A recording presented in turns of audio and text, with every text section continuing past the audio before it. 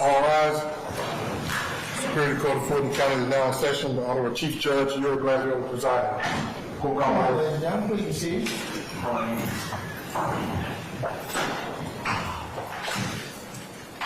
Everybody, President of County Court.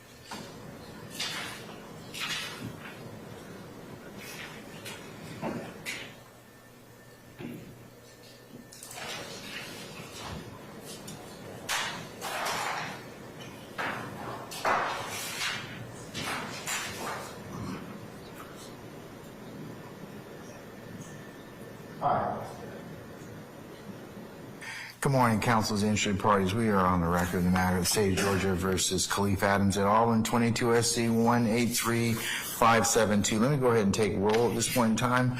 Mr. Beebe and Mr. Partridge, good morning, gentlemen. Good morning. Mr. Stillwell, Mr. Botts, and Mr. Shard, good morning, gentlemen.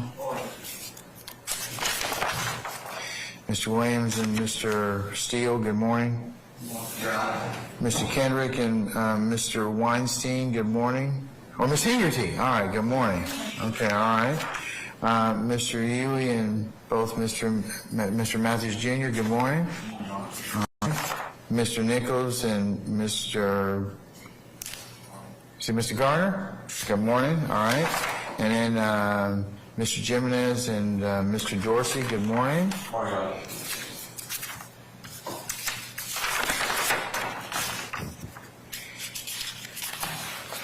And Mr. Ryan and Mr. E. Williams, good morning. Okay.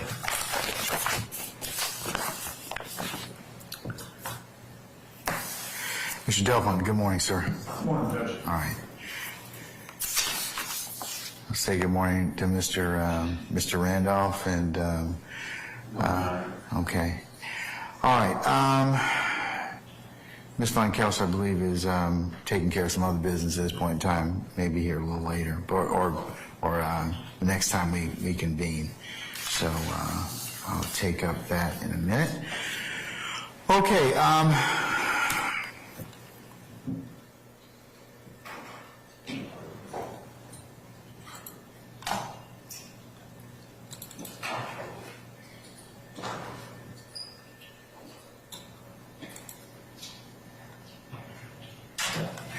Okay, so what we had on the docket this morning is in the matter of Eric Johnson. Mr. Johnson? Good morning. Good morning, sir. How are you feeling? Much better, Your Honor. Okay, all right. And, sir, have you retained counsel at this point in time? Yes, I have. Your Honor, Your sir, on behalf of Mr. Johnson, Attorney Johnson, I did file an interim appearance last night. Did also serve Mr. Delphine with that interim appearance. And it's a limited interim appearance just for the matter of this regarding Mr. Eric Johnson. Okay, all right. Have you had an opportunity to talk to Mr. Delphine at all? I did, Your Honor. I did. We did talk briefly about Saturday this morning. Okay. Is there anything that we need to take up or at this point in time? Or are you planning on filing anything, sir, at this point? Well, Your Honor, ideally, I definitely plan on filing something if necessary. However, my position is that the warrant on the face of it is already defective. So ideally, for what they're trying to search for and what they allege as part of the search warrant, which happens to be in this OCGA 42-5-18, talks about possession. And that's all throughout that whole code section. It talks about possession as far as the inmate is concerned.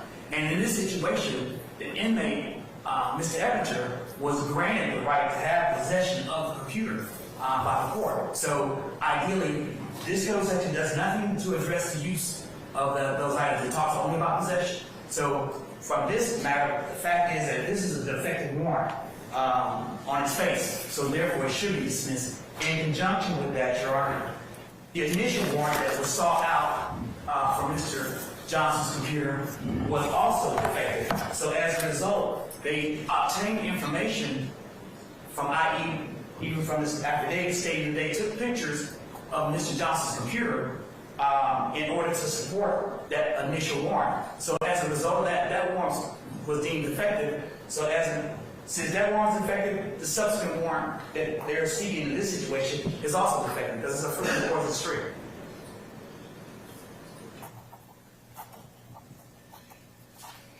Mr. Delphine, sir?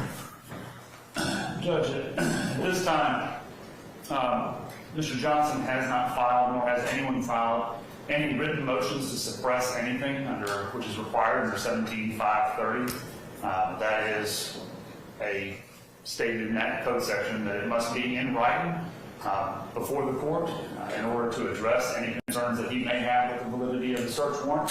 And the court will make a decision about the validity of the search warrant after an evidentiary hearing, which has not occurred, and no written motions have been filed. The only written motion filed was one for a temporary protective order that was filed, I believe, on June 2nd by Mr. Johnson.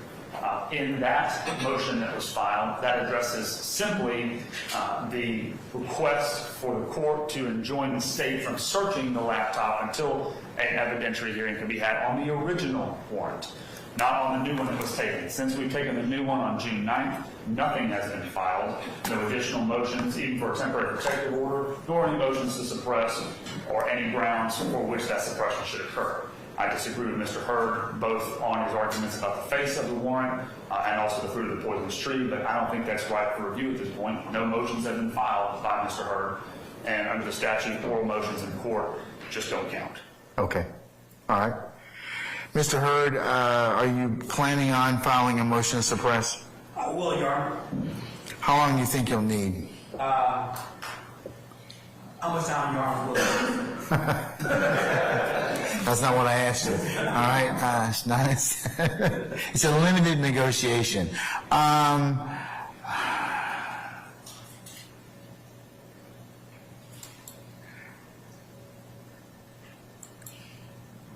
You entered your appearance when? Yesterday? last night, yes. Last night?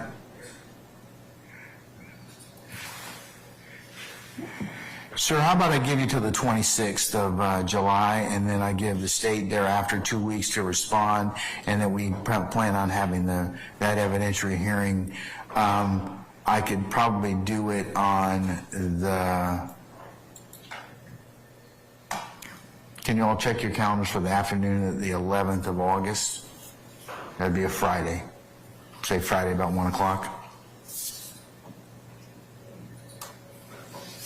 Judge, I'm available on that day. Okay. I will note that if it gets pushed further out, I intend to be in trial from the 21st of August through the 17th of September.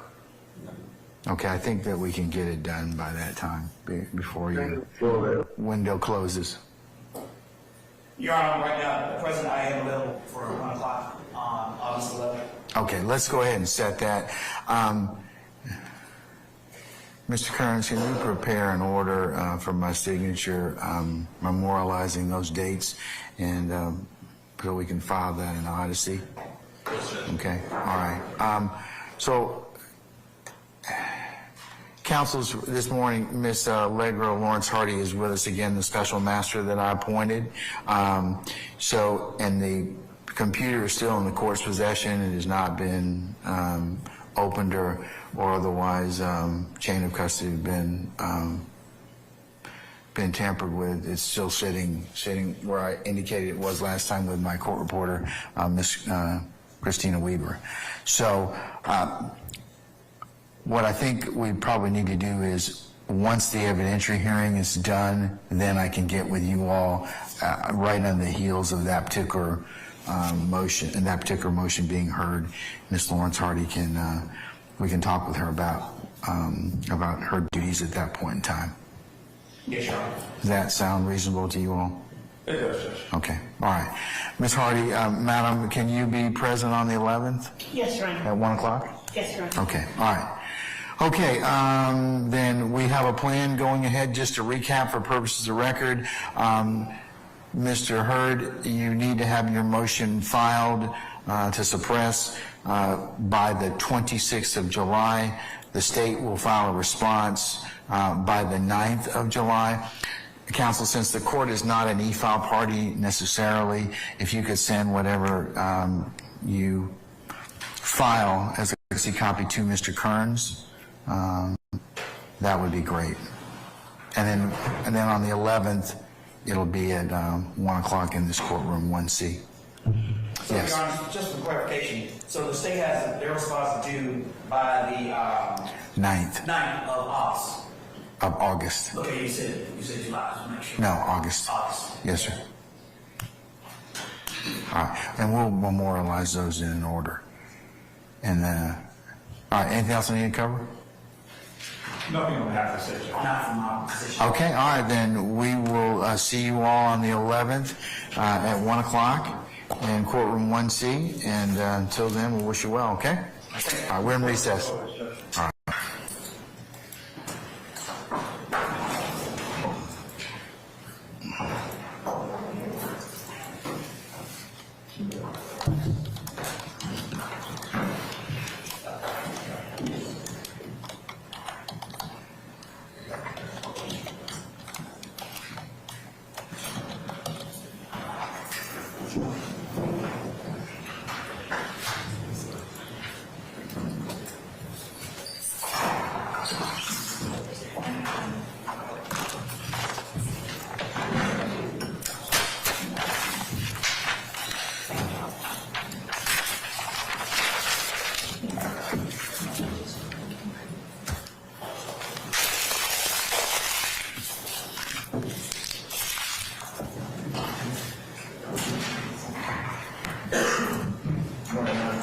Mr. Brown.